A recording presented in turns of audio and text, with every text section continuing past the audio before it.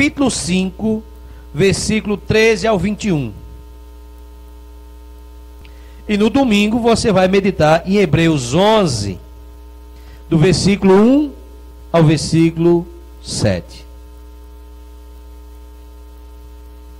Então essa é a leitura da semana, a leitura diária que você vai fazer durante a próxima semana.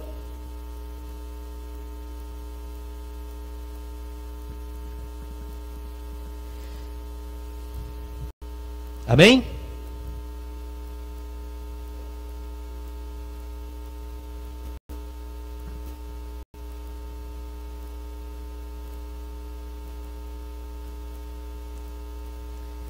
Abra sua Bíblia no Evangelho de João, capítulo 2, a partir do versículo 1.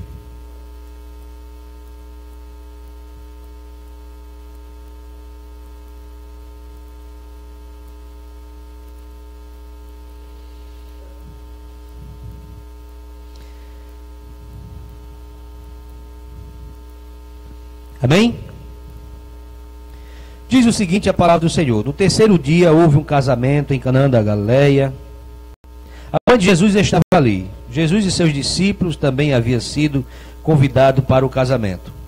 Tendo acabado o vinho, a mãe de Jesus lhe disse: eles não têm mais vinho. Respondeu Jesus: que temos nós em comum, mulher? A minha hora ainda não chegou. Sua mãe disse aos serviçais: façam tudo o que ele lhe mandar. Ali perto havia 6 potes de pedras do tipo usado pelos judeus para purificações cerimoniais. Em cada pote cabia entre 80 e 120 litros. Disse Jesus aos serviçais: encha os potes com águas, e os encheram até a borda. Então lhe disse: agora levante um pouco. Então lhe disse: agora leve um pouco ao encarregado da festa. E eles assim fizeram. E o encarregado da festa provou a água, que foram transformadas em vinho, sem saber de onde este vieram. Embora soubesse os serviçais que haviam tirado a água, então chamou o noivo e disse: todos servem primeiro o melhor vinho, e depois que os convidados já beberam bastante, o vinho inferior é servido. Mas logo guardou o melhor até agora. Este sinal milagroso em Canaã da Galileia foi o primeiro que Jesus realizou. Revelou assim a sua glória, e os seus discípulos creram nele. Depois disso, ele desceu a Cafarnaum com sua mãe, seus irmãos e seus discípulos. Ali ficaram durante alguns dias. Quando já estava chegando a Páscoa judaica, Jesus subiu a Jerusalém.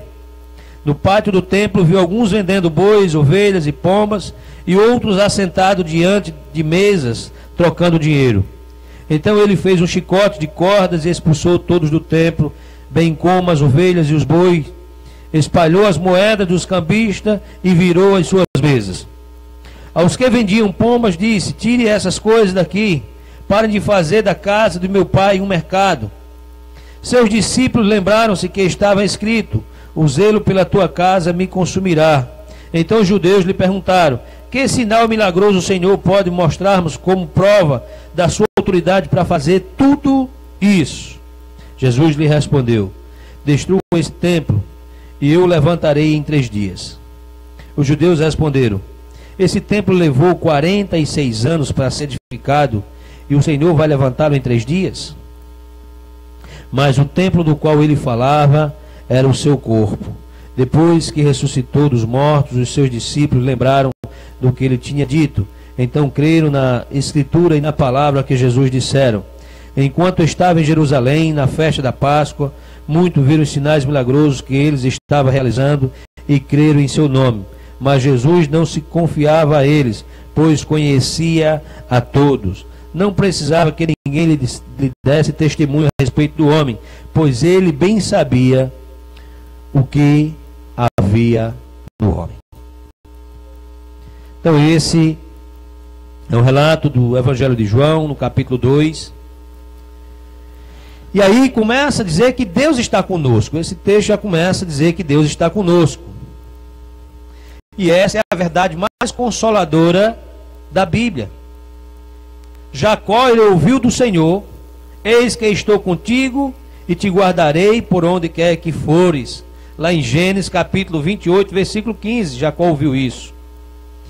Então, quando o povo de Israel ele foi liberto do Egito, o que foi que aconteceu? Que ele partiu para a terra prometida, o Senhor ia com quem? Ia com eles.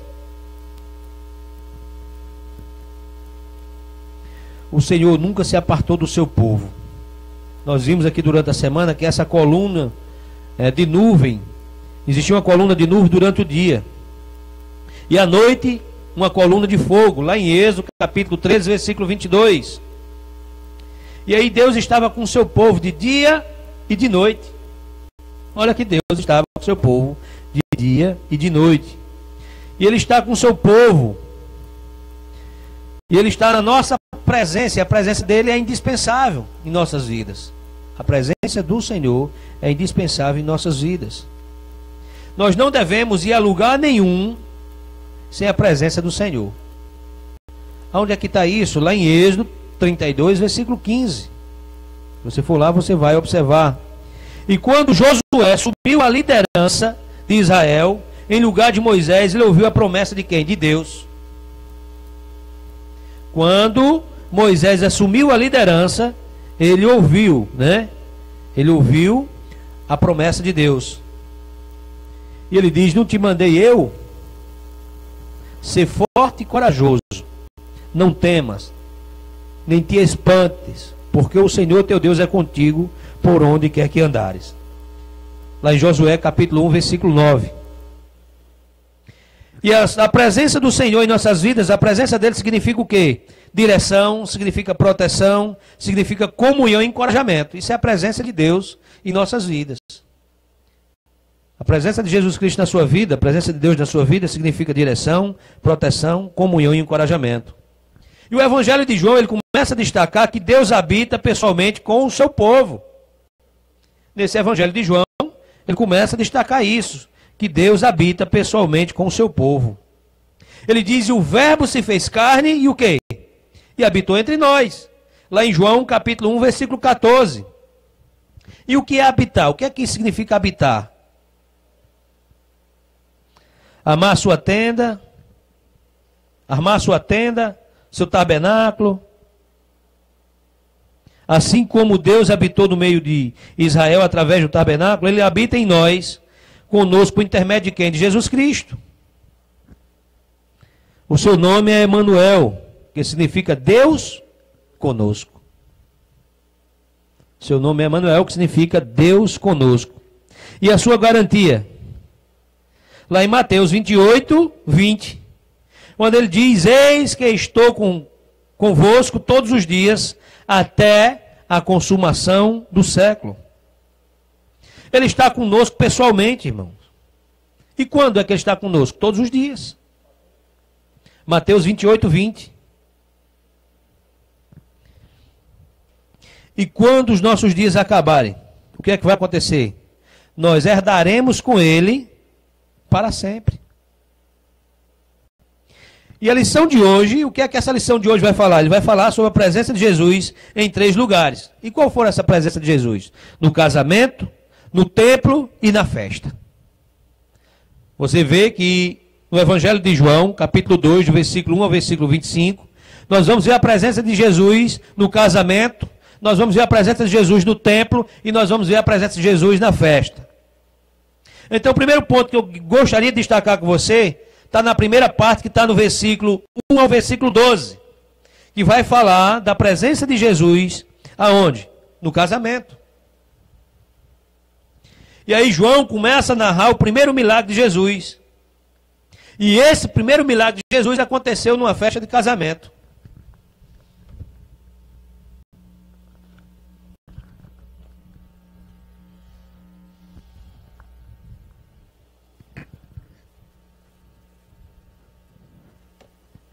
Interessante que Jesus não era um eremita, não era uma pessoa que vivia isolado. Eremitas são pessoas que vivem isoladas. Jesus Cristo não era essa pessoa, não era um eremita. Mas Jesus era alguém que se alegrava em festas sociais. Tem muitas pessoas que podem pensar que Jesus vivia isolado. Jesus era um eremita. Não.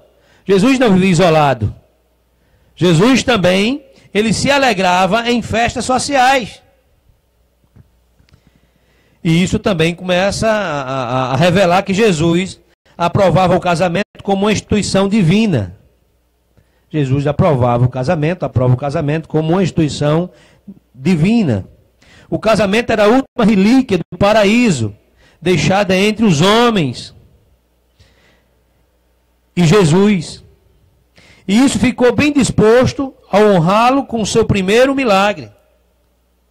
Ficou bem disposto quando Jesus honra em seu primeiro milagre. E qual foi o primeiro milagre de Jesus? Transformar água em vinho. Aonde? Numa festa de casamento. E todos deveriam se preocupar em ter Jesus presente em aonde? Em seu casamento e em sua família. Será que as pessoas têm se preocupado com isso? Em ter Jesus no seu casamento e em sua família? Todo lar, meus irmãos, precisa de Jesus. Todo lar precisa de Jesus. Uma casa sem Jesus é um pedaço de inferno. Uma casa sem Jesus é um pedaço do inferno. E aí eu gostaria de compartilhar com vocês algumas lições acerca da presença de Jesus nesse casamento. Primeiro, a presença de Jesus no casamento requer um convite. Você vai ver aí no versículo 2, nos versículos 2, Maria, a mãe de Jesus, que estava na festa. E Jesus e seus discípulos também foram o quê? Convidados. Jesus também foi convidado. Jesus aí estava no início do seu ministério e não havia realizado nenhum milagre. Talvez provavelmente ele tenha sido convidado, ele foi convidado por ser da família de Maria. Provavelmente. A sua presença não aconteceu por acaso. A presença de Jesus não aconteceu por acaso. Interessante que ele, nessa festa, ele não era um penetra. Ele não era um invasor das festas. Não era um invasor de festas. Ele foi lembrado e considerado por quem? Pelos noivos. Jesus ele foi lembrado e foi considerado pelos noivos. E geralmente, os noivos, antes do casamento, o que é que eles fazem? Eles se relacionam com quem? Eles relacionam as pessoas que receberão o convite formal. É o que os noivos fazem. As pessoas que vão para a cerimônia. O primeiro nome a ser relacionado deve ser o de quem? O de Jesus. Primeiro nome no seu casamento, da pessoa formal que deve ser relacionado, é o nome de Jesus. Ele precisa estar no nosso casamento, ele precisa estar na nossa vida. Ele precisa fazer parte da nossa família. Ele precisa fazer parte do nosso projeto de felicidade. Ele precisa fazer parte do processo de felicidade conjugal. Um casamento sem Jesus está afadado ao fracasso. E um lar sem Jesus é uma miniatura do inferno. A felicidade do casamento depende da presença de Jesus. A felicidade do casamento depende da presença de Jesus. Se ele for convidado, irmãos, pode ter certeza que ele vem. Você olha nesse casamento que ele foi convidado, ele foi. Então convida Jesus para fazer parte da sua família. A missão de Jesus é uma obra de felicidade. E por isso tem início aonde? Numa festa. A presença de Jesus é uma obra de felicidade. E por isso que tem início em uma festa. Segundo, a presença de Jesus no casamento não impede que as coisas desagradáveis aconteçam. Interessante que a presença de Jesus, no casamento, não impede que as coisas desagradáveis aconteçam. Você olha que Jesus estava onde? Na festa. Mas não foi impedimento para que as coisas desagradáveis acontecessem. E naquela época, a festa do casamento poderia durar o quê? Até 7 dias. A festa do casamento nessa época durava 7 dias. E a despesa total da festa, as despesas da festa, eram responsabilidade do noivo. Onde é que está isso? Lá no versículo 3, o versículo 5. Você olha que diz que, tendo acabado o vinho, a mãe de Jesus lhe disse: eles não têm mais vinho. Respondeu Jesus: o que temos nós em comum, mulher? A minha hora ainda não chegou. Sua mãe disse aos serviçais: façam tudo o que ele lhes mandar. Interessante que acaba o vinho em meio o quê? A festa. E acabar o vinho em meio à festa era vergonhoso. Gerava grande constrangimento. Numa festa de casamento, acabar o vinho. Então era muito vergonhoso e gerava muito constrangimento. E aí, o vinho da festa agora acabou. E agora? O que foi que aconteceu? O que é que ia fazer agora? E aí, esse vinho, ele era o símbolo da alegria. O vinho era o símbolo da alegria. Era o símbolo do prazer.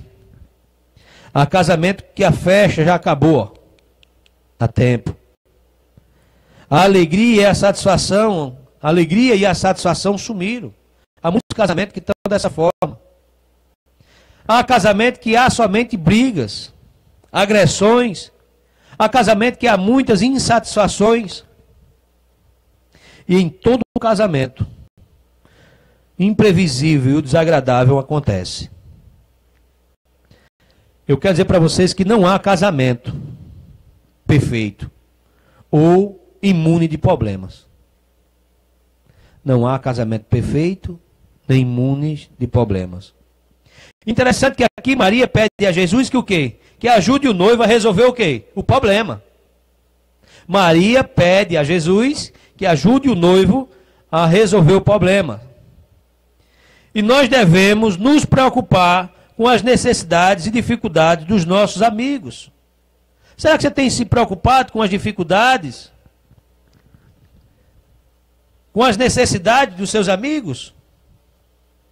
Nós precisamos orar por eles. Nós devemos, através da oração, colocar diante de Jesus todos os nossos problemas. Aonde é que está isso? Lá em Lucas, capítulo 11, do versículo 1 ao versículo 13. Ele diz isso, que nós precisamos colocar em oração. Através da nossa oração, colocar diante de Jesus todos os nossos problemas. Outra coisa que eu vejo nesse casamento, a presença de Jesus no casamento é funcional. Interessante que Jesus ele estava presente lá no versículo 6 e o versículo 7. Olha o que é que diz o versículo 6 e 7. Ali perto havia 6 potes de pedra, do tipo usado pelos judeus para purificações cerimoniais. E em cada pote cabia entre 80 e 120 litros. Disse-lhe Jesus aos serviçais: encha os potes com água, e os encheram até a borda. E é interessante que Jesus está presente no casamento de forma funcional. Onde ele está, ele manda. Você já viu? Que aonde Jesus está, ele manda. Você já observou que ele é o Senhor? Você já observou, fazendo a leitura desse texto, que ele é o Senhor? Ele resolve e seleciona, soluciona tudo quanto resolve agir. Tudo que agiu ali, se você colocar nas mãos do Senhor, ele resolve. Nas mãos de Jesus, ele resolve. Nada e ninguém pode resistir ao seu mandar. Nada e ninguém pode resistir ao mandar do Senhor.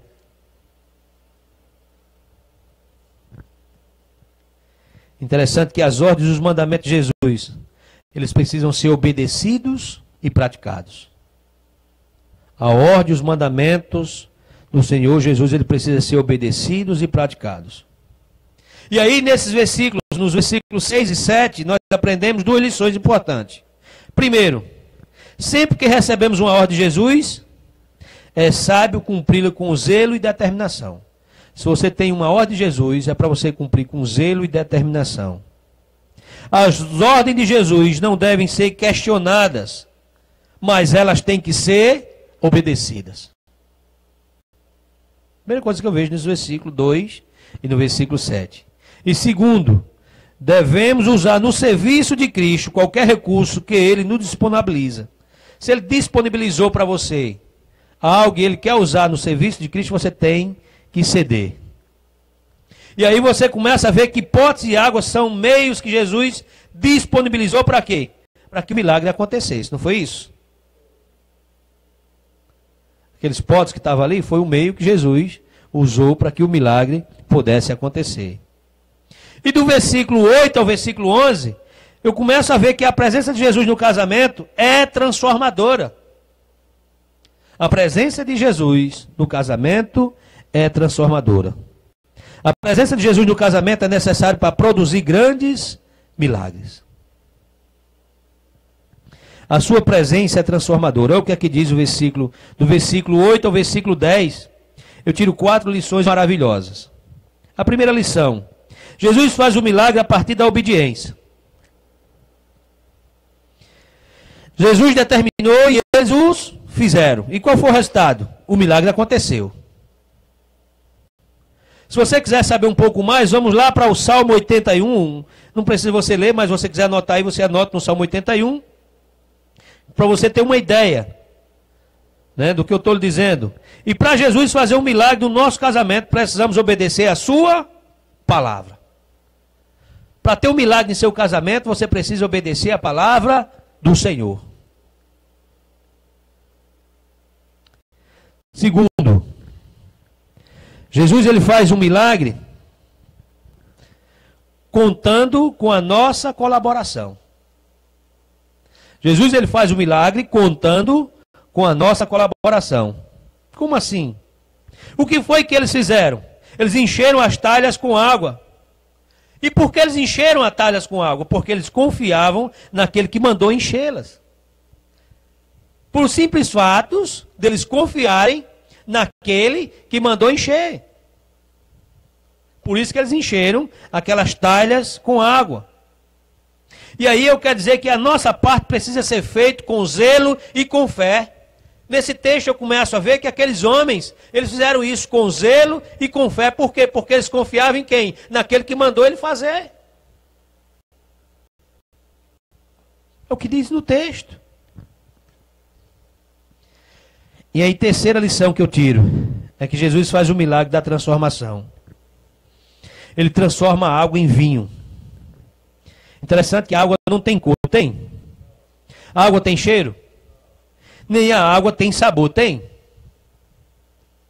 O vinho é qualificado pela sua cor, seu aroma e pelo quê? E pelo seu paladar. Mas interessante que se você analisar, a água ela não tem cor, ela não tem sabor, ela não tem cheiro. Mas o vinho ele é qualificado pela cor, seu aroma e pelo seu paladar. É interessante. E aí a quarta lição que nós tiramos, que eu tirei, desses versículo 11 ao versículo 8 ao versículo 11, é que Jesus sempre tem o melhor para nós. Jesus sempre tem o melhor para nós. Jesus transforma o pior em melhor.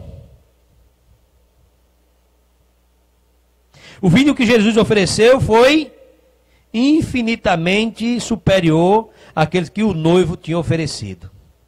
Aquele que o noivo tinha comprado e ofereceu para os convidados, o vinho que Jesus ofereceu, que o Jesus deu, foi o quê? Superior. Infinitamente superior ao que tinha oferecido antes. Sabe por quê? Porque Jesus, ele é o Senhor da qualidade. Jesus Cristo, ele é o Senhor da qualidade. E é interessante que o milagre de Jesus sinaliza quem ele é e servem para manifestar a glória de Deus. Se você observar isso, que os milagres de Jesus sinalizam quem ele é e servem para manifestar a glória de Deus.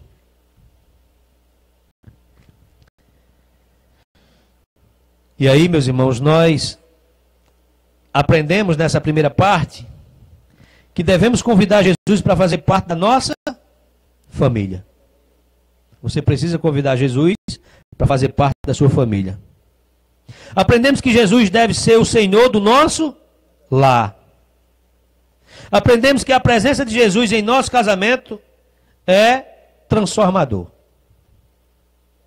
A presença de Jesus em nosso casamento é transformadora.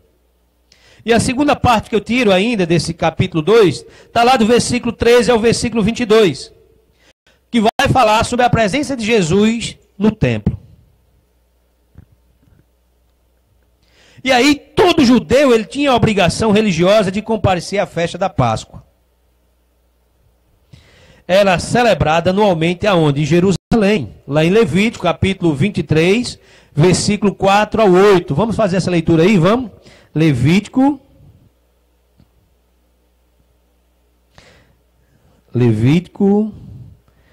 capítulo 23, versículo 4 a 8. Lá no livro de Levítico, capítulo 23, dos versículos 4 ao 8. Só para que você possa ter uma ideia daquilo que nós estamos falando. Diz que estas são as festas fixas do Senhor, as reuniões sagradas que vocês proclamaram no tempo devido, ou proclamarão no tempo devido. A Páscoa do Senhor que começa no entardecer do 14º dia do primeiro mês. No 15º dia daquele mês começa a festa do Senhor, a festa dos pães sem fermento. Durante 7 dias vocês comerão pães sem fermento. No primeiro dia, faça uma reunião sagrada e não realize trabalho algum. Durante 7 dias, apresente ao Senhor ofertas preparadas no fogo, e no 7º dia, faça uma reunião sagrada e não realize trabalho algum. E aí eu fico imaginando que é por isso que Jesus subiu à cidade santa. Foi por isso que Jesus subiu à cidade santa. Lá em João capítulo 2, versículo 13. Lá em João capítulo 6, versículo 4. Pode ir lá que você vai ver. João 2, 13. Olha aí. Quando já estava chegando a Páscoa judaica, Jesus subiu a Jerusalém. Lá em João capítulo 6, versículo 4, ele diz: estava próximo a festa judaica da Páscoa. Lá em João 11:55, você vai ver.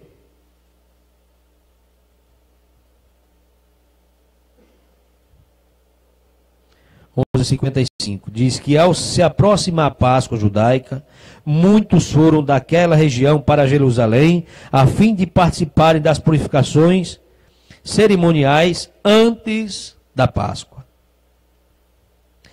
E aí diz que você começa a observar que chegando ao templo, Jesus encontrou ali o quê? Um comércio. Ele viu esse comércio montado pelos sacerdotes, que consistia na troca de dinheiro estrangeiro e na venda de animais para sacrifícios. Jesus, quando chegou no templo, Jesus viu isso.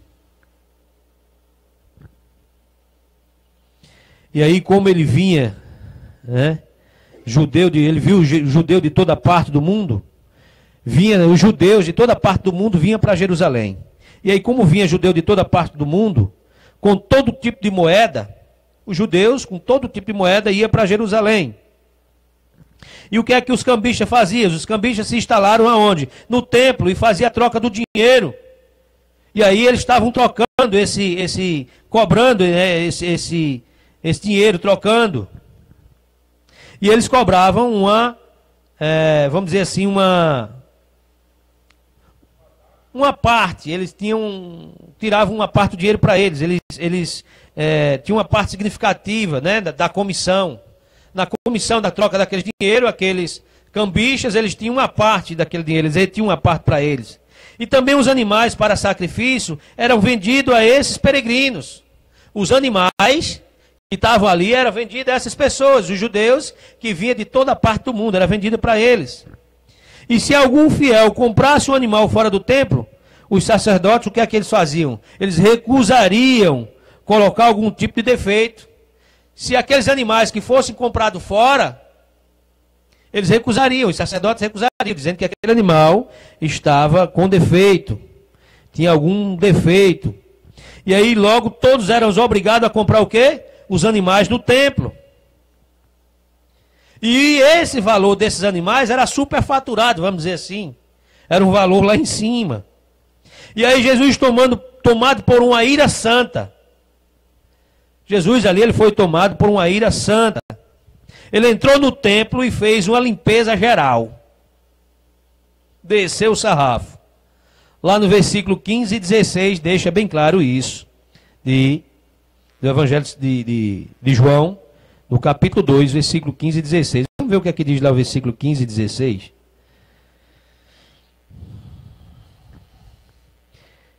Diz no versículo 15 que ele fez um chicote de cordas e expulsou todos do templo, bem como as ovelhas e os bois. Espalhou as moedas do cambista e virou as suas mesas. Aos que vendiam pombas, disse: tirem essas coisas daqui, pare de fazer da casa do meu pai um mercado. E aí, quando eu vejo Jesus tomado por essa ira santa, quando ele entra no templo e faz essa limpeza, eu vejo 3 razões que explicam a atitude de Jesus. Primeira razão que eu vejo: o comércio do templo secularizava o sagrado. Esse comércio no templo, ele secularizava o sagrado.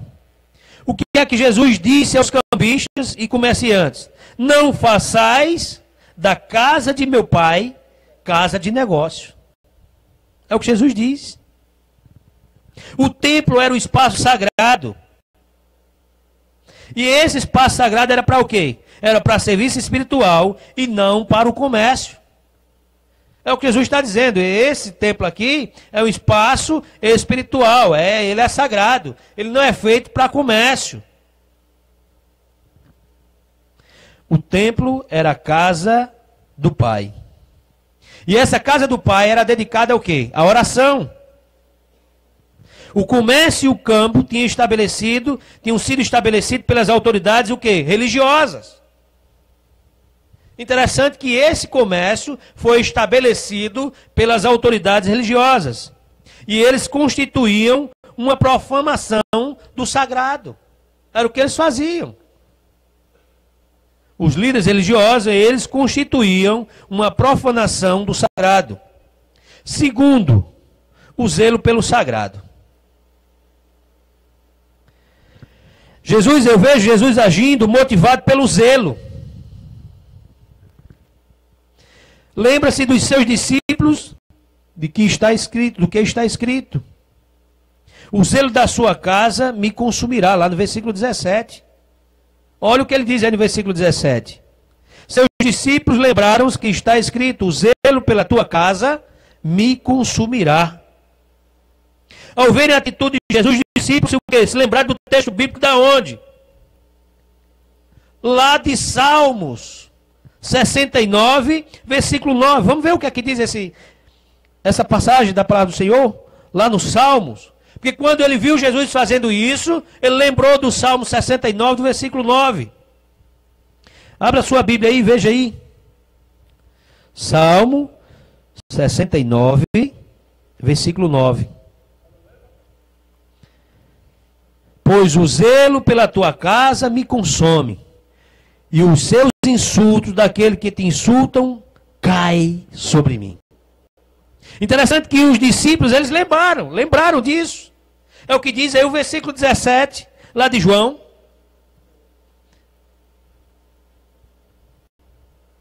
Pode ir lá e você vai ver. Capítulo 2, versículo 17. Seus discípulos lembraram o que está escrito: o zelo pela tua casa me consumirá. Interessante, quando ele viu Jesus fazendo isso, os discípulos, eles lembraram. Ao ver essas atitudes de Jesus, os discípulos se lembraram desse texto de Salmo 69, versículo 9. E é interessante que Jesus zela e trabalha pela pureza e pela santidade da sua igreja. Aonde é que está isso? Lá em Efésios, capítulo 5, versículo 27. você vai entender que Jesus, ele zela e trabalha pela pureza e a santidade da sua igreja. Efésios 5:27. Olha o que é que diz Efésios 5:27. E para apresentar-lhe a si mesmo como igreja gloriosa, sem mancha nem ruga, com coisa semelhante, mas santa e inculpável. Olha que Jesus, ele trabalha, ele zela pela pureza e santidade da sua igreja. E a terceira razão que esse texto explica essa atitude de Jesus, eu extraí: a verdadeira espiritualidade jamais poderá ser comercializada. A verdadeira espiritualidade jamais poderá ser comercializada. Olha o que é que Jesus diz. Jesus diz lá no versículo 19 do capítulo 2 de João, que ele diz: destruí este santuário em 3 dias e o reconstituirei. Ele diz: ó, se esse santuário aqui, eu posso destruir ele em 3 dias, eu posso destruir ele e reconstruir ele em 3 dias. Ele começa a usar uma figura do templo para apontar para a sua morte, para apontar para a sua ressurreição. Jesus começa a mostrar isso para ele, apontando para a sua morte e para a ressurreição. E aí o sacrifício de Jesus acabou com todo o sistema religioso judaico. Esse sistema que consistia de ordenanças e sacrifícios por animais. O sacrifício de Jesus, volto a dizer mais uma vez, acabou com todo o sistema religioso judaico. Aquele que consistia de ordenanças e sacrifícios de animais. Onde é que está isso? Lá em Hebreus capítulo 11. Aliás, Hebreus capítulo 9. Vamos ver o que é que diz lá em Hebreus, capítulo 9, do versículo 11 ao versículo 14. Hebreus, capítulo 9, do versículo 11 ao 14.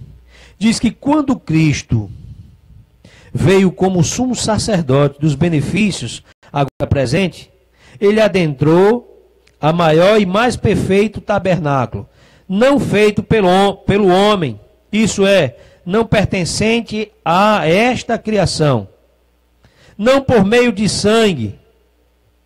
Aliás, do 9, é isso mesmo. Não por meio de sangue de bodes e de novilho, mas pelo seu próprio sangue. Ele entrou no lugar santíssimo de uma vez por todas e obteve eterna redenção. No versículo 13 ele diz: ora, se o sangue de bodes e de touros e as cinzas de uma novilha espalhada sobre os que estão cerimonialmente impuros, os santificam, de forma que se tornam exteriormente puros. Quanto mais o sangue de Cristo, que pelo Espírito Eterno se ofereceu de forma imaculada a Deus, purificará a nossa consciência de atos que levam à morte, para que sirvamos ao Deus vivo. Então você começa a ver que o sacrifício de Jesus acabou com todo o sistema religioso judaico, que consistia de ordenanças e sacrifícios de animais. E por meio de Jesus, a adoração passa a ser em quê? Em espírito e em o quê? Em verdade. Lá em João 4, 23.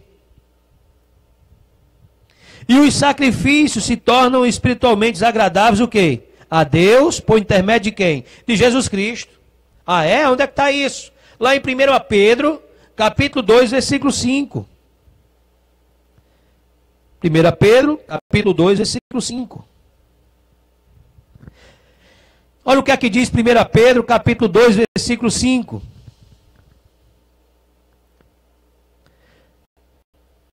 Vocês também estão sendo utilizados como pedras vivas na edificação de uma casa espiritual, para serem sacerdócio santo, oferecido sacrifício espiritual aceitáveis a Deus, por meio de Jesus Cristo.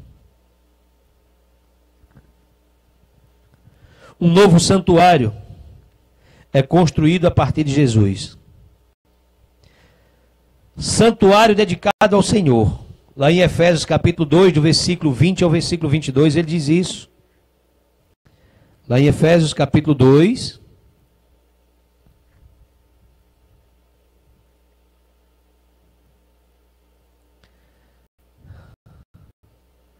Efésios capítulo 2, do versículo 20 ao versículo 22. Edificado sobre fundamentos e dos profetas, tendo Jesus como pedra angular, no qual todo o edifício é ajustado e cresce para tornar-se um santuário santo no Senhor. Neles vocês também estão sendo edificados juntos para se tornarem morada de Deus por seu Espírito. Essa é a verdadeira espiritualidade, que ela é gratuita para o homem e jamais pode ser negociada. Jamais ela pode ser negociada. Lá em Isaías 55, versículo do 1 ao 3, deixa bem claro também isso. Vamos ver o que é que diz lá em Isaías 55. Isaías.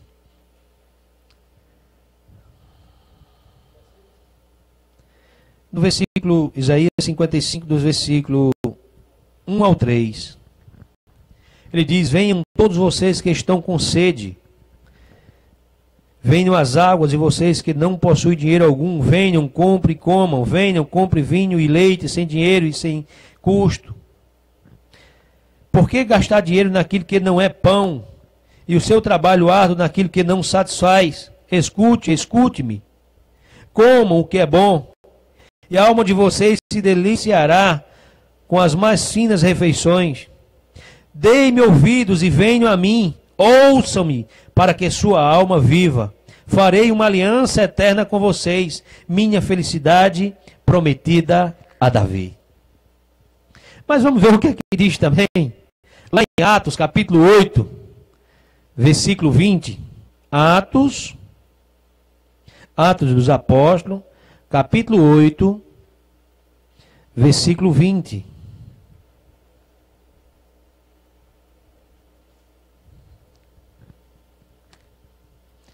Você vai ver o que Pedro respondeu lá em Atos, capítulo 8, no versículo 20.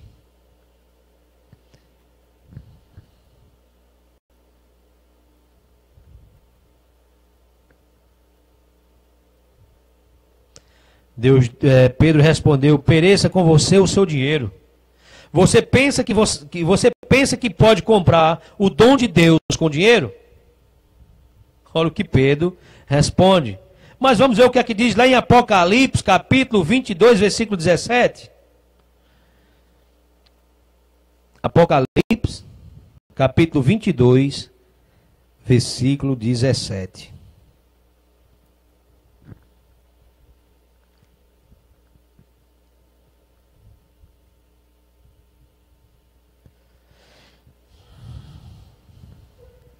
O Espírito e a noiva dizem: vem.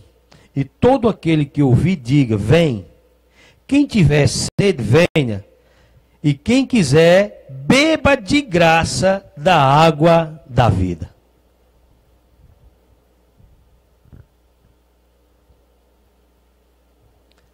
A terceira parte que eu tiro do capítulo 2, lá do Evangelho de João, vai falar sobre a presença de Jesus na festa, dos versículos 23 aos versículos 25.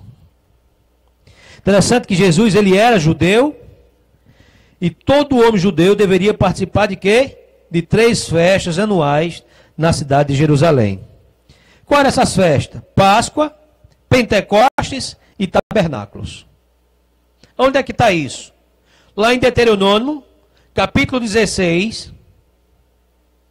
Deuteronômio, capítulo 16, versículo 16. Deuteronômio é o 5º livro da Bíblia.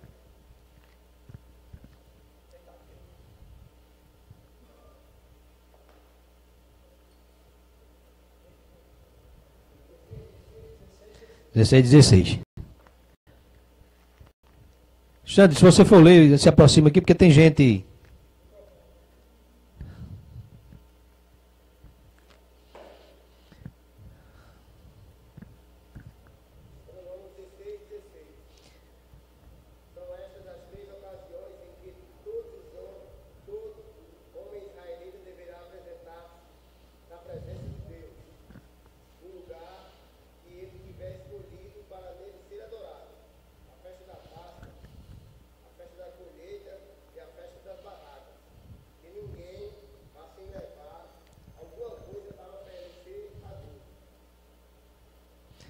E aí você começa a ver que no Evangelho de João, ele começa a revelar que Jesus e seus discípulos, eles participaram das festas judaicas.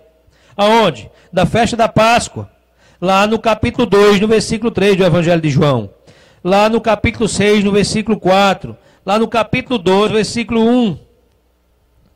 Eles participaram também do tabernáculo, lá em João 7, 22. Vamos ver o que é que diz lá em João, capítulo 12, versículo 1. João, Evangelho de João. 12, 1, aliás. 12, 1. Diz que 6 dias antes da Páscoa, Jesus chegou a Betânia, onde vivia Lázaro, a quem ressuscitará dos mortos. Antes da Páscoa. Mas vamos ver o que é que diz lá em João 6, versículo 4. Estava próximo à festa judaica da Páscoa. E lá em João, capítulo 2, versículo 13, deixa mais claro. Agora vamos ver o que é que diz, é sobre a festa do tabernáculo. Lá em João 7, 2. Mas ao se aproximar a festa judaica das cabanas, tabernáculo. Vamos ver a outra festa, lá em João 5:1.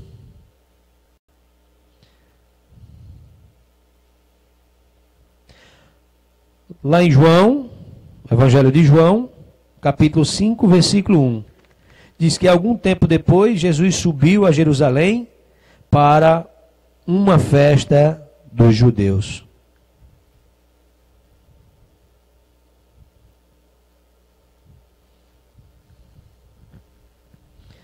E aí Jesus estava em Jerusalém para participar da festa da Páscoa, de acordo com o versículo 23, lá de segundo o Evangelho de João, capítulo 2. E aí eu comecei a observar duas coisas importantes. Primeiro, muitos creram no nome de Jesus. Muitos creram no nome de Jesus. A palavra crer significa o quê? Reconhecer quem era a pessoa de Jesus. E qual a sua missão neste mundo. Onde é que está isso? Lá em João, capítulo 17, versículo 8. João 17, 8. Ele diz: pois lhes transmiti as palavras que me deste, e eles aceitaram. Eles reconheceram de fato que vim de ti e creram que me enviaste. Então muitos creram, muitas das pessoas creram em Jesus. De acordo com o ensino bíblico, a fé verdadeira é um presente de Deus. Uma concessão do Pai. De acordo com João, capítulo 6, versículo 65. De acordo com Efésios, capítulo 2, versículo 8. A pessoa se aproxima de Jesus e ela é abençoada. Se você se aproximar de Jesus, você é abençoado. Eu vejo que a fé leva até Deus uma pessoa vazia. A fé leva até Deus uma pessoa vazia. E leva para quê? Para que ela possa encher-se das bênçãos de Cristo. E segundo, a fé dos que creram basearam-se no fato de terem visto os sinais que Jesus realizava. Eles viram e creram. Então, o segundo ponto que eu tiro é esse. E aí a Bíblia, ela enfatiza que a fé verdadeira, sem fundamento, sem ser fundamentada e sem ser alimentada na palavra, ela não é verdadeira. Ela tem que ser fundamentada e tem que ser fundamentada na palavra de Deus. Agostinho, ele afirma que se você crer somente no que gosta do Evangelho, porque gosta do Evangelho, e rejeita o que não gosta, não é Evangelho que você crê. Agostinho, ele diz isso. Mas é em si mesmo. Se você só gosta daquilo que você quer ver ali na Bíblia, não gosta daquilo que... Isso não é fé verdadeira. E aí eu fico olhando que por isso que João ele faz uma observação importante. Mas o próprio Jesus não se confiava a eles, porque os conhecia a todos. Lá no versículo 24, lá de João, capítulo 2, ele diz que Jesus não se confiava a eles, porque o conhecia a todos. Jesus é Deus e possui atributos divinos da onisciência. Ele sabe todas as coisas. O Senhor conhece o que neles se refugiam. O Senhor conhece, literalmente, aqueles que são verdadeiramente dele. Os verdadeiros crentes são para Deus o seu particular tesouro. Os verdadeiros crentes são para Deus o seu particular tesouro. Ele sabe diferenciar o justo do perverso. Tem tantos irmãos, tem tantas pessoas que são perversos. Aqui no meio de vocês, tem tantos de vocês que são perversos. Mas Jesus, ele sabe diferenciar o justo do perverso. Aonde é que está isso? Lá em Malaquias, capítulo 3, versículo 17 e 18. Procura aí, dê uma lida aí. Malaquias, capítulo 3.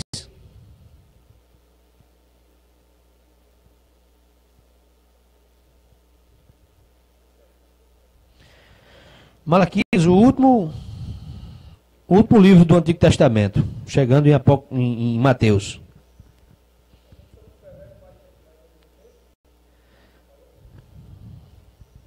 Como é?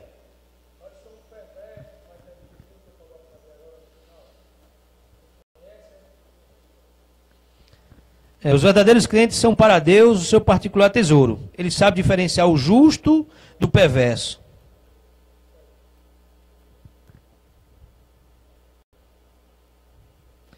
Versículo 17 e 18. Pode se aproximar aí, pode ler aí.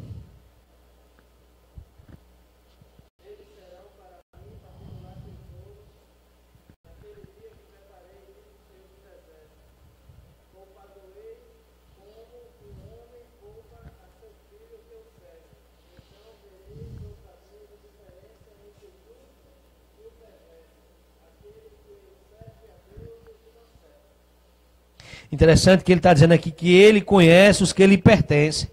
Aonde é que está isso? Lá em 2 Timóteo, capítulo 2, versículo 19. Diz que ele conhece os que lhe pertencem.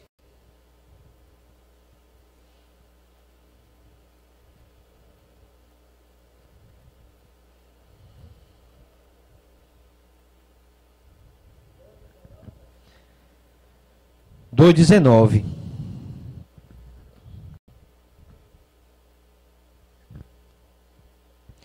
Ele diz, entretanto, o firme fundamento de Deus permanece inabalável e selado com esta inscrição. O Senhor conhece quem lhe pertence. E afasta-se da iniquidade todo aquele que confessa o nome do Senhor. Então ele conhece os que lhe pertencem. Ele não precisa de informações, ele não precisa de informantes. Se você observar lá no capítulo 2 de João, no versículo 25, ele não precisa de informante, porque Jesus ele é onisciente.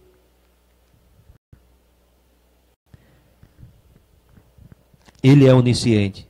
Interessante que lá em Malaquias, capítulo 3, versículo 17 ao versículo 17 e 18, mas principalmente no versículo 17, no capítulo 3, olha o que é que ele diz. Ó. No dia em que eu agi, diz o Senhor dos Exércitos, eles serão o meu tesouro pessoal. Interessante, né? No dia que a pessoa agir, não, é no dia que Deus agir. É o que ele diz, no dia em que eu agi, eles serão meu tesouro pessoal. Eu terei compaixão deles, como o pai tem compaixão do filho que lhe obedece. Tem muitas pessoas que acham que ela é quem tem o poder. Quem age em tudo é Deus. Quem faz todas as coisas são Deus.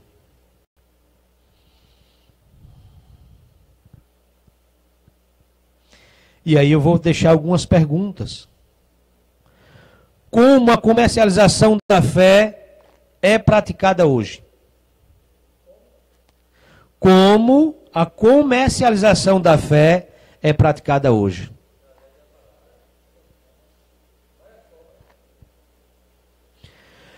Como os atuais discípulos de Jesus poderiam demonstrar zelo pelo sagrado? Essa é a pergunta que eu vou estar deixando para hoje. Primeira pergunta é como a comercialização da fé é praticada hoje. Eu estou com uma dor de cabeça hoje grande daquelas.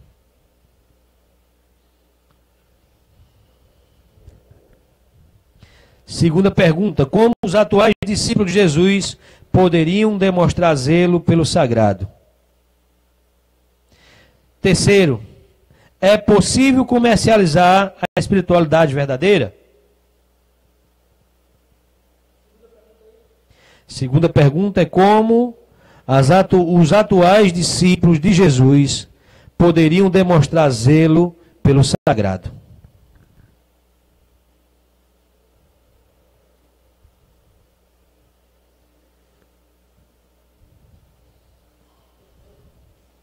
E aí a terceira e última pergunta. É possível comercializar a espiritualidade verdadeira? Por que eu estou dizendo isso? Porque um dia eu cheguei numa casa aqui próxima, fui fazer uma visita a um jovem que estava com depressão, e tinha 3 pessoas lá e estava comercializando essa fé. Dizendo que quando orava, curava e pedindo dinheiro à pessoa. Agora, há pouco tempo. É um jovem que está com a depressão. E o que foi que nós aprendemos hoje com esse estudo pela manhã? Nós aprendemos que todo cristão, a exemplo de Jesus, deve cumprir o quê? As suas obrigações sagradas. Nós também aprendemos que há diferença entre acreditar no milagre de Jesus e crer na sua pessoa, receber a sua salvação e permanecer na sua palavra.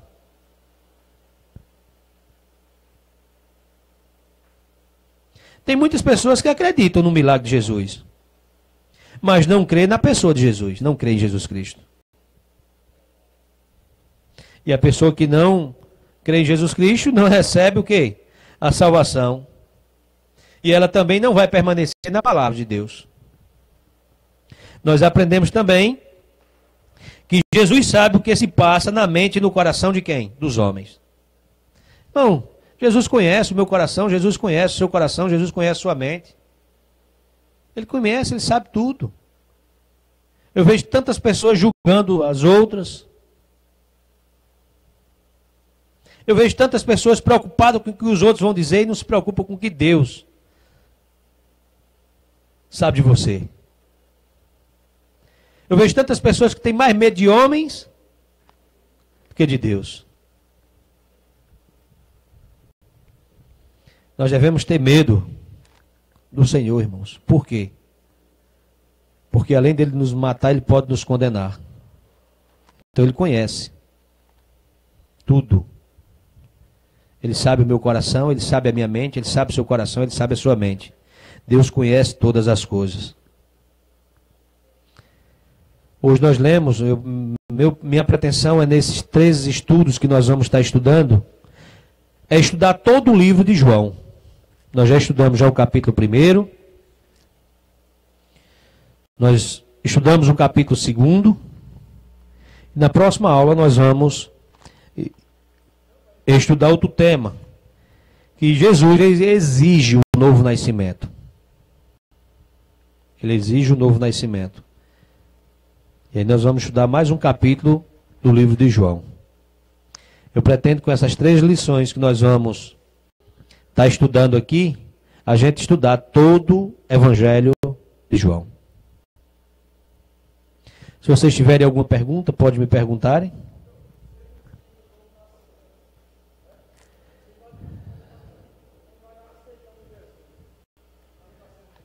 Nós vamos ver na próxima aula. Esse é assunto da próxima aula. Próxima aula nós vamos ver que Jesus ele exige o novo nascimento. Hein?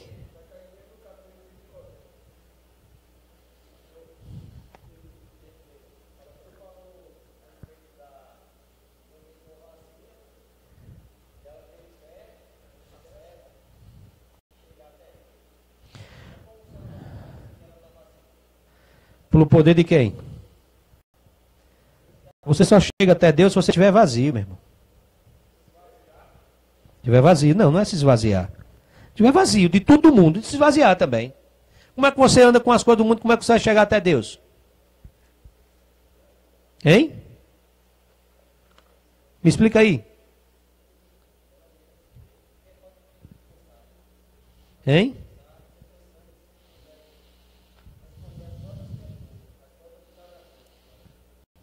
Sim, tentando responder, né?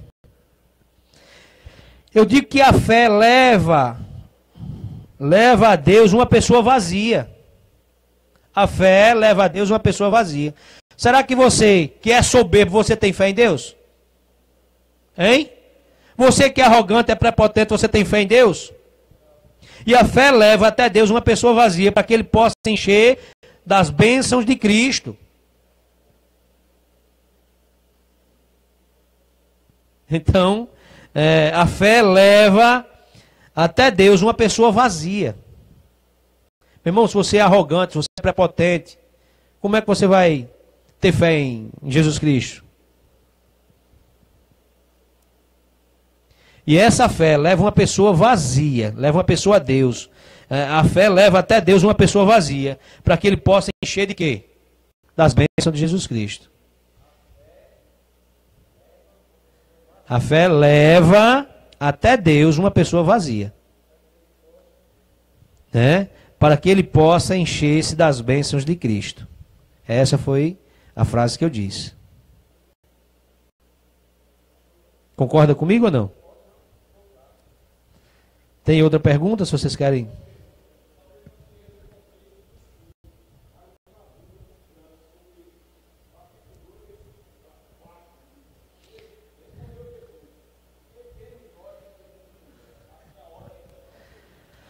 Aí, é o único mandamento que está na Bíblia de Maria.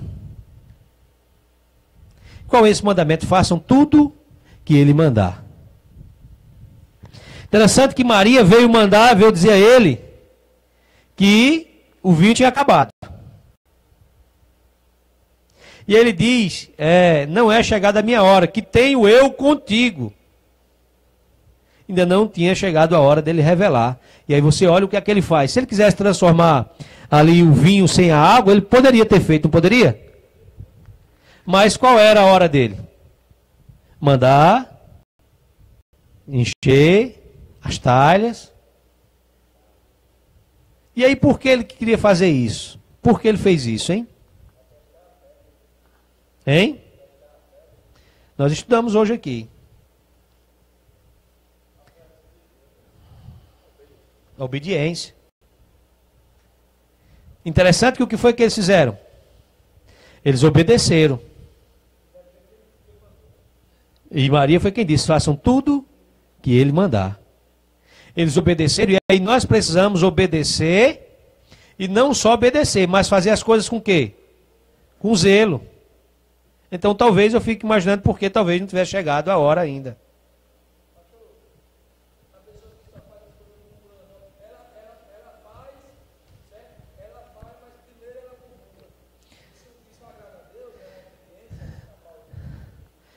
Você viu dizendo que a fé leva até Deus uma pessoa o quê? Vazia. Para quê? Para que ela possa encher-se das bênçãos de Deus. E quando você está com as bênçãos de Deus, quando você está cheia, você vai fazer as coisas murmurando, meu irmão? Você está fazendo por fé? Você está fazendo com zelo? Interessante que o texto, se você tiver outra pergunta sobre João, pode fazer. Se eu não souber, fica para o próximo domingo. E aí no próximo domingo a gente fala sobre isso. Nós vemos no versículo 1 e 2 de 2 João, que a presença de Jesus no casamento, ela requer um convite. Não é isso? Então nos versículos 1 e 2, você vê que a presença de Jesus no casamento requer um convite. Nós vemos que a presença de Jesus no casamento não impede que as coisas desagradáveis façam o quê? Aconteçam. Nós vimos nos versículos 6 e 7 que a presença de Jesus no casamento, ela é o quê? Funcional. Nós vimos nos versículos 8 ao 11 que a presença de Jesus no casamento é transformadora. A presença de Jesus no casamento é transformadora. E aí nós começamos a observar que Jesus ele faz o milagre a partir de quê? Da obediência. Aquela pergunta que você fez. Então Jesus ele começa a fazer o milagre a partir da obediência, aliás. Você quer entender um pouco mais? Abra aí a sua Bíblia aí, lá no Salmo 81. No Salmo 81.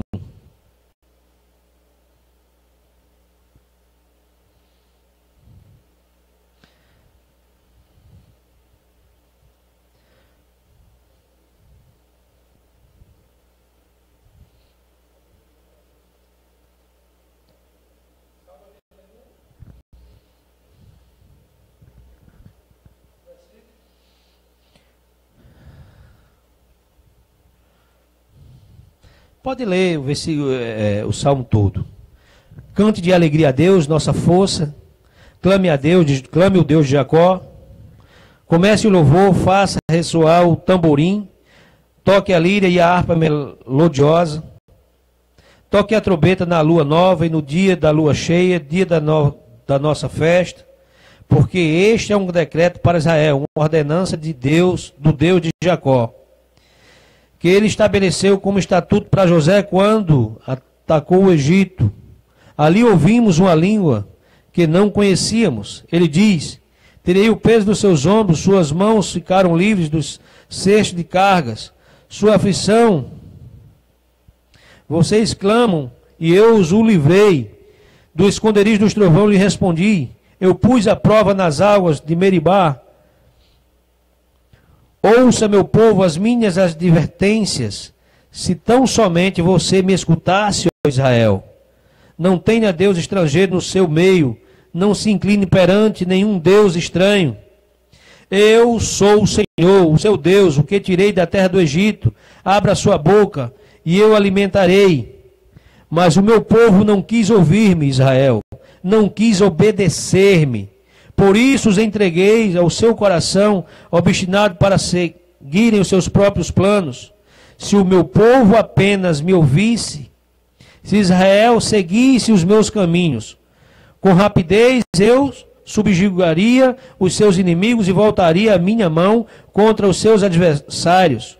Os que odeiam o Senhor se renderiam diante dele e receberiam um castigo perpétuo. Mas eu sustentaria Israel com o melhor trigo, e com o mel da rocha eu justificaria. Mas interessante que no versículo 11 ele diz: mas o meu povo não quis ouvir-me. Israel não quis obedecer-me. Interessante que o milagre, Jesus faz o milagre a partir da obediência. Jesus faz o milagre contando com a nossa colaboração. Você dá para entender nesse Salmo 81 que você vê que Jesus faz o milagre contando com a nossa colaboração. E aí, eu também comecei a ver que Jesus faz o milagre da transformação a partir disso tudo, a partir da obediência, a partir da nossa colaboração, ele começa a fazer esse milagre de transformação. Meu irmão, se você, daqui a pouco eu tomo. Se você, meu irmão, não colaborar, se você não obedecer o que está escrito na palavra de Deus, como é que sua vida vai ser transformada? Você que estava lá na rua, você que estava embaixo das marquises, você que vivia nessa situação, bebendo, se drogando, fazendo o que você queria, você obedecia a quem? Hein? Mas interessante que se você não obedecer a palavra de Deus, se você não colaborar, o que é que vai acontecer com a sua vida? Hein? Mas se você obedecer e você colaborar, o que é que vai acontecer? O milagre vai acontecer. Vai acontecer um milagre de transformação na sua vida. Sabe por quê? Porque Jesus sempre tem o quê? O melhor para nós. Jesus sempre tem o melhor para nós. Nós também estudamos também que a presença de Jesus no templo. Nós começamos a ver o que é que acontecia ali, o que foi que aconteceu com a presença de Jesus ali no templo, do capítulo 2, do versículo 13 ao versículo 22. Nós também estudamos que a presença de Jesus nas festas.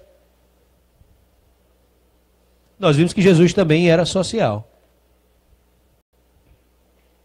Ou não?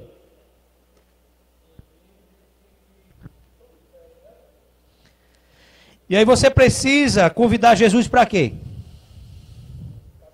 Para fazer parte da nossa família, para fazer parte da sua família. Você precisa convidar Jesus para fazer parte da sua vida. Será que você tem feito isso? Nós aprendemos que Jesus deve ser o nosso Senhor, o Senhor da onde? Do nosso lar e da nossa vida. Você precisa entender isso. E aí nós aprendemos hoje. E nós aprendemos que a presença de Jesus em nossas vidas, em nossas famílias, é o quê? É transformadora. Meu amigo, quando Jesus está na sua vida, quando Jesus está na sua família, meu amigo, existe uma transformação muito grande.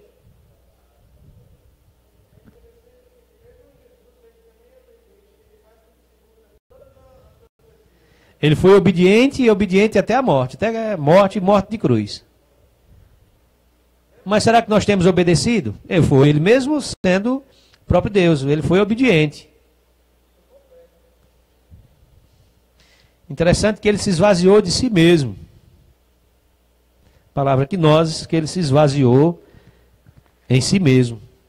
E ele foi obediente e obediente até morte, morte de cruz. Então nós aprendemos essa lição de hoje, que sobre a presença de Jesus. Como é que anda Jesus na sua vida, meu irmão? Como é que você tem Jesus na sua vida e você deseja amar os outros? Como?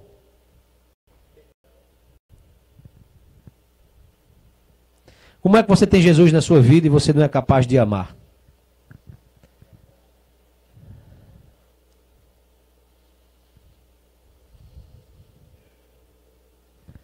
Na próxima aula que nós vamos entrar um pouco mais sobre isso, né? Que Jesus vai exigir de nós um novo nascimento. E o que é esse novo nascimento?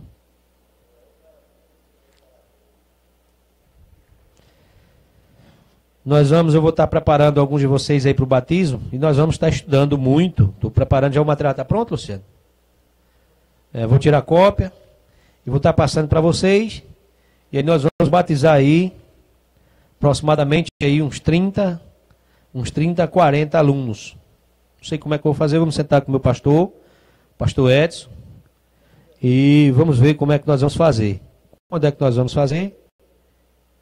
Né? E como é que vai ser esse batismo? Se vai ser na primeira igreja, onde é que vai ser? Não sei. Meu pensamento era de fazer um evento e a gente batizar vocês, para que as pessoas pudessem testemunhar, vocês pudessem testemunhar da presença de Cristo na vida de vocês, que vocês são novos homens e novas criaturas. E aí, hein? Foi de uma assembleia. Só que esse ano não tem mais assembleia, só o próximo ano. Tem assembleia de uma associação em agosto. Eu não sei se a gente vai fazer em agosto, eu não sei, mas Deus sabe todas as coisas. Se você tem alguma pergunta, se você quer saber alguma pergunta sobre o estudo de hoje, você ainda pode fazer essa pergunta.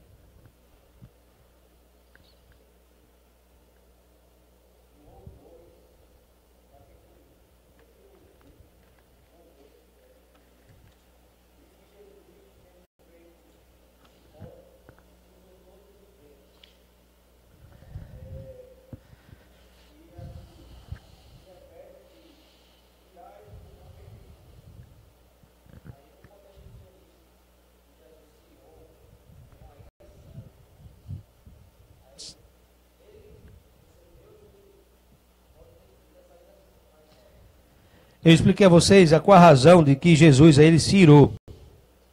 A primeira razão que eu expliquei para vocês, 3 razões. A primeira razão foi que o comércio no templo ele secularizava o quê? O sagrado. O que é isso? Jesus ele disse que aos cambistas e comerciantes, não façais da casa do meu pai casa de negócio. Eu expliquei a você por que Jesus ele fez isso. E aí fui para vocês, eu mostrei. Você lá no Salmo 69, versículo 9, que depois que eles viram isso, foi que os discípulos entenderam, né? Porque Jesus, ele zelava por aquilo que era sagrado. Interessante que eu fico olhando, tem algumas igrejas, eu tenho ido em algumas igrejas, né? E não estou falando, estou falando da gente. E aí nessa igreja que eu fui, eu fiquei olhando até os bancos, o zelo pela igreja do Senhor era tão grande, que não tinha poeira em nenhum canto, até nas janelas era passado óleo. O zelo que aquela igreja tinha por aquelas coisas da igreja. Mas hoje, será que nós temos esse zelo? De limpar, de estar tudo organizado? Então, Jesus aqui tem esse zelo. E aí, interessante que lá no versículo 19, no versículo 17, né, foi que os discípulos, eles entenderam, né? Eles entenderam, no versículo 17, eles entenderam o que Jesus estava dizendo, o que Jesus fez. Porque a casa de Deus era dedicada ao quê? À oração. Não era isso? Mas o que é que tinha se estabelecido ali, James? Tinha se estabelecido ali um câmbio. Tinha sido ali uma casa de moeda. E aí, assim, as autoridades religiosas, eles constituíram a profanação do sagrado. Por isso que Jesus, quando viu aquilo, ele se irou. O que é que eles tinham feito? Se alguém comprasse um animal fora e trouxesse, o que é que eles faziam? Eles diziam que aquele animal era impuro. Por quê? Eles queriam que comprasse aonde? Interessante, dentro do templo você viu uma casa de câmbio. Porque tinha judeus que moravam em várias partes. E aí eles traziam as suas moedas. E ali era feita a troca. E o que é que eles ganhavam com isso? Uma comissão. Eles eram comissionados.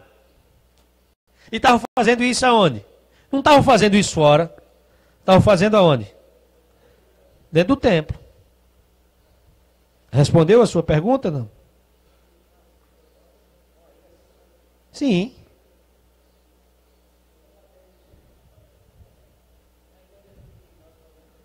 Não.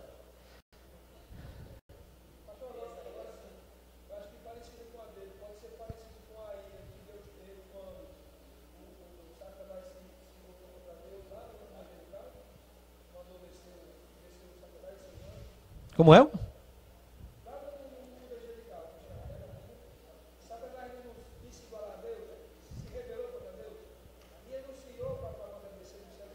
Ali é outra. É.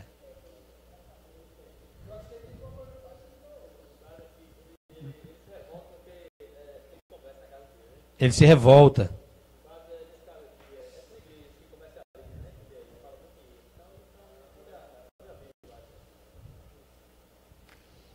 São coisas que, assim, cada um vai prestar conta de si a Deus. Eu não posso estar falando de A, de B ou de C, mas cada um presta conta de si a Deus. Mas só que os caras que eles estavam fazendo aqui, eles estavam fazendo a casa do Senhor de comércio e estavam tendo lucro em cima. Se eles estivessem fazendo lá fora, não sei, talvez Jesus não tivesse, mas eles estavam fazendo isso aonde? E quem é que fazia isso? Fazia com autorização de quem? Dos líderes religiosos. Isso era esse câmbio, ele foi estabelecido pelas autoridades religiosas. E eles estavam constituindo a profanação do evangelho, do sagrado. E aí Jesus ali, ele se revolta pelo zelo pelo sagrado. E aí ele vê também que a verdadeira espiritualidade jamais poderá ser comercializada. A verdadeira espiritualidade jamais poderá ser comercializada. Compreenderam?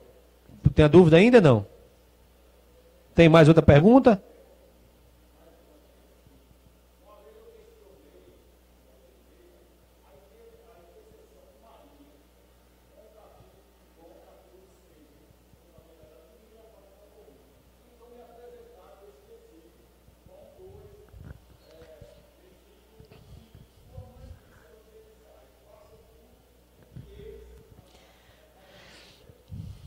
Qual o poder que Maria tem? Nenhum. Se você for lá para Atos, capítulo 20, versículo 28, abra sua Bíblia lá em Atos, capítulo 20, 28. Atos dos Apóstolos.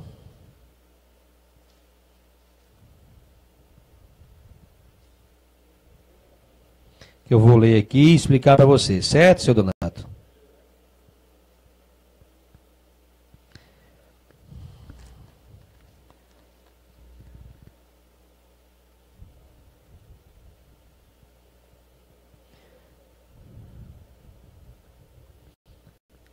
Encontrou aí?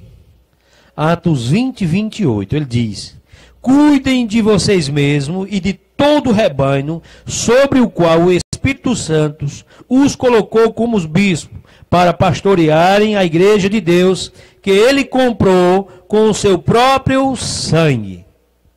Quem foi que comprou com o seu próprio sangue? Foi Maria ou foi Jesus? E aí aquilo, seu Donato, eu faço uma pergunta. Se você vai no supermercado, você compra 1 quilo de açúcar. Se você pagou por ele pertence a quem? Hein? A você. E é interessante aqui que ele pagou. Quem foi que pagou? Jesus. Então, se ele pagou, ele pertence a quem? E aí, como é que você vai questionar de Maria? O que foi que Maria pagou o quê? Hein?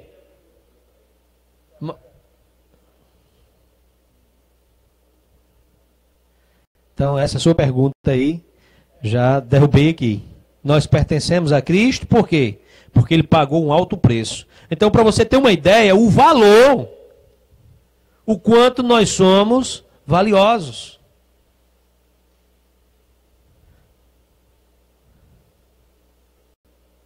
E quem pagou foi Jesus Cristo, dando o quê? O próprio sangue.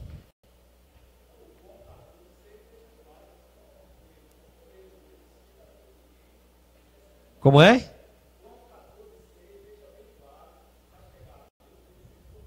Mas aquilo que eu disse, por quê? Porque ele pagou. Se ele pagou, nós pertencemos a ele. Ou não? Como é que você paga alguma coisa e não é seu? E foi um alto preço. Então, essa história de Maria aí já não tem mais. Certo? E se alguém algum dia lhe perguntar, não, mas Maria é a mãe de Jesus. Não estou tirando esse mérito, que ela não foi a mãe de Jesus, não estou dizendo isso. Estou dizendo que o poder que tem é quem? E nós pertencemos a ele por quê? Porque ele pagou. Não foi Maria que pagou. Quem pagou foi Jesus.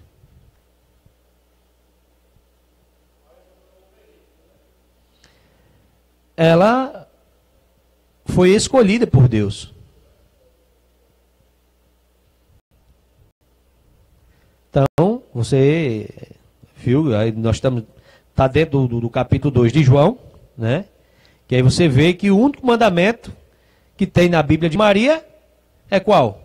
Façam tudo que ele mandar. Tem outro mandamento?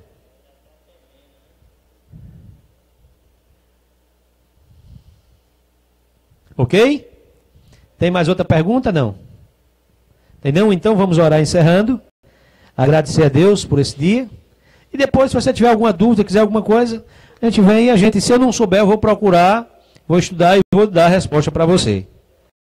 Então, tem muitas pessoas que acham que Maria é quem tem o poder. Que Maria é quem faz o milagre. Qual foi o milagre de Maria? Qual foi o mandamento de Maria? Fazer tudo, obedecer tudo que Jesus mandar. Então vamos orar. Santo Deus, bendito e maravilhoso Pai, te agradecemos, Pai, por esse dia, por todas as coisas que o Senhor tem feito, mesmo sem merecermos. Pai, que o Senhor possa estar conosco durante esse dia. Obrigado por esse estudo. Que a nossa mente, o nosso coração seja iluminado através da sua palavra.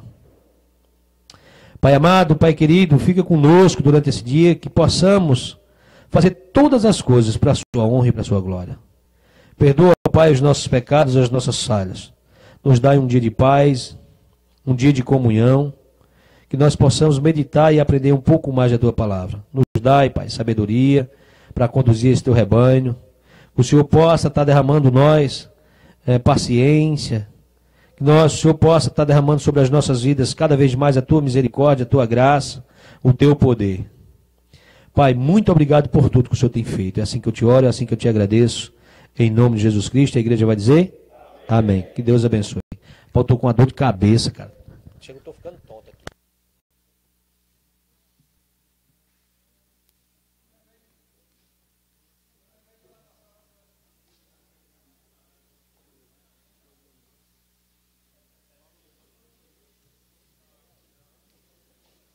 Amém.